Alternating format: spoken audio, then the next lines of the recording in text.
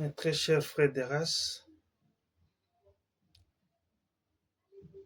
mes frères africains, mes compatriotes congolais, la RDC n'est pas à vendre.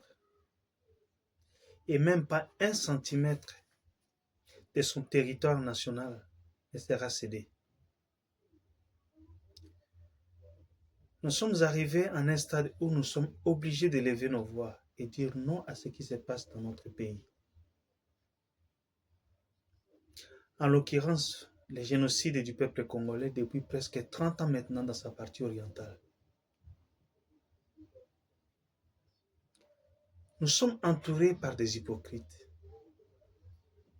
Certains de nos voisins sont vraiment des hypocrites et surtout ceux qu'on appelle nos partenaires privilégiés, qui ne jouent jamais un franc jeu avec nous.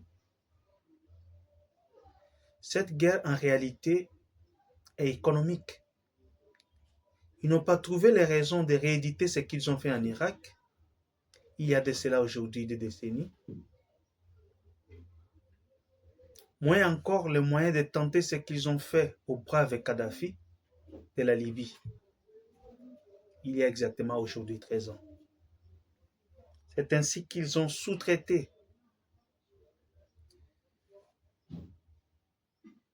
la guerre en utilisant d'autres compatriotes corrompus avec leur M23, prêts à sacrifier la vie de leurs frères au nom des intérêts égoïstes propres à eux.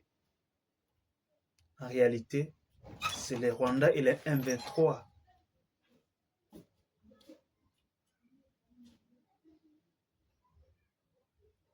En réalité, c'est les Rwandais et les M23 qui n'est qu'un iceberg.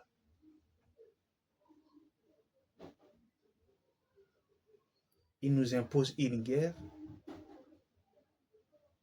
sans aucune cause véritablement liée au peuple congolais.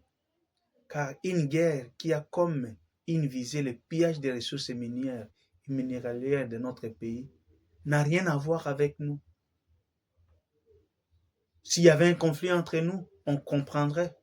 Mais la guerre a été créée juste avec comme seule idée de piller nos ressources. Nous devons mettre fin à cette guerre, quoi qu'il en soit, quoi qu'il en coûte. Comme le disait le président Mobutu, je cite, « Même si pour imposer la paix, nous devons signer le pacte avec le diable, le Congo restera indivisible. » Tournons-nous vers d'autres partenaires avec qui nous aurons un respect mutuel. Nous ne devons plus traiter avec les soi-disant partenaires privilégiés de la RDC. Ces partenaires qui aiment la RDC à la manière dont un braconnier aime l'éléphant. Trouvons des partenaires avec qui nous échangerons nos minerais contre des armes sophistiquées, afin de mettre fin à cette guerre inutile et humiliante qui nous est imposée par l'Occident à cause de la bénédiction des ressources que Dieu nous a données et dont le monde entier a besoin aujourd'hui. La guerre en Ukraine vient d'entrer dans son 2e année.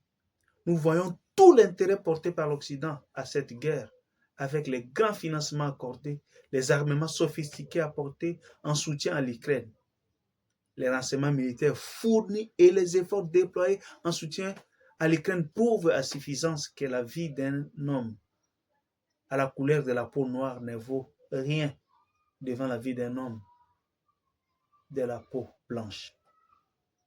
Nous dénonçons ce racisme prémédité et ignoble. Nous le disons tout haut qu'aucune partie de la RDC ne sera cédée.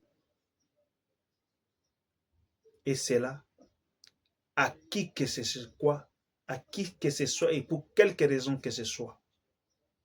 Ceux qui viennent accomplir leurs sales besoins dans notre région orientale pour voler nos ressources, ils finiront par en payer le prix.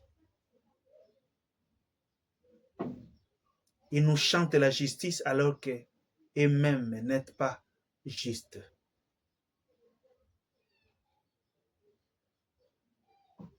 Ils nous bourrent les oreilles avec les droits de l'homme que eux-mêmes sont incapables de respecter. Au lieu de faire une campagne pour la paix dans le monde, c'est l'homosexualité qu'ils ont décidé d'en faire la promotion. Vous êtes vraiment sans cœur et sans morale. Vous nous imposez une guerre, car vous voulez avoir nos minerais gratuitement sans payer. Trop, c'est trop. Nous vous demandons d'arrêter ces comportements barbares et malsains. Vous avez besoin de nos minerais? Venez par la grande porte et faisons des affaires. Ne venez pas comme un voleur dans la nuit. Un autre exemple, c'est la guerre au Moyen-Orient. En quelques mois de guerre, Anthony Blinken est venu déjà 9 mois en Israël pour tenter de trouver une solution, alors qu'en 30 ans de guerre en RDC, on ne les a presque jamais vus multiplier d'ardeur pour les causes de la RDC comme ils le font maintenant pour Israël et même pour l'Ukraine en Europe. Nous sommes à 15 millions de morts, mais rien n'est fait. Ces génocides pratiqués pour obliger les Congolais à fuir son milieu naturel pour laisser place à l'agresseur afin d'exploiter à leur guise nos minerais et occuper facilement notre territoire de façon quasi permanente, nous n'allons jamais céder. Chez les autres, on déploie tous les efforts possibles pour arrêter la guerre. Chez les Congolais, puisqu'ils sont des hommes de couleur, ils observent passivement, faisant quelques déclarations sans impact visible. Ils vont jusqu'à geler des biens des personnes impliquées dans cette guerre en RDC aux États-Unis, alors qu'ils savaient pertinemment bien que ces auteurs n'ont même pas de biens aux États-Unis. Tout est mascarade. Notre unique péché est de se retrouver sur le continent africain et d'être noirs en plus. Pourquoi l'aide accordée à l'Ukraine et à l'Israël ne peut pas aussi être accordée à la RDC pour vaincre ces bandits et terroristes du Rwanda avec leur M23 qui équiment l'Est de la RDC? Tout cela parce que nous sommes des Noirs. Nous devons seuls nous prendre à charge comme le disait Mzee Laurent Désiré Kabila. Choisir nos partenaires et ne pas se laisser dicter par qui que ce soit, et surtout si l'intégrité de notre territoire national est menacée. Tous ces soi-disant partenaires privilégiés sont complices de ce qui se passe à l'est de la RDC avec leur silence coupable.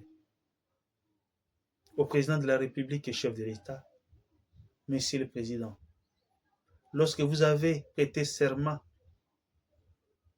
avant votre entrée en fonction, vous avez juré de défendre l'intérêt de la RDC.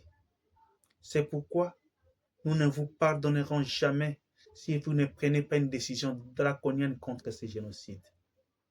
Le peuple vous a élu massivement par un vote sanction contre l'Occident, afin de déjouer son plan machiavélique de la balkanisation de notre pays.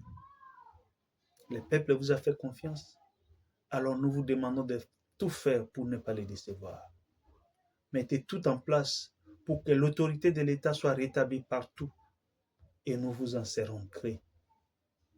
Vive les Congo unis et indépendants. Hors de notre territoire, tous les braconniers et voleurs de nos richesses, le Congo restera un et indivisible.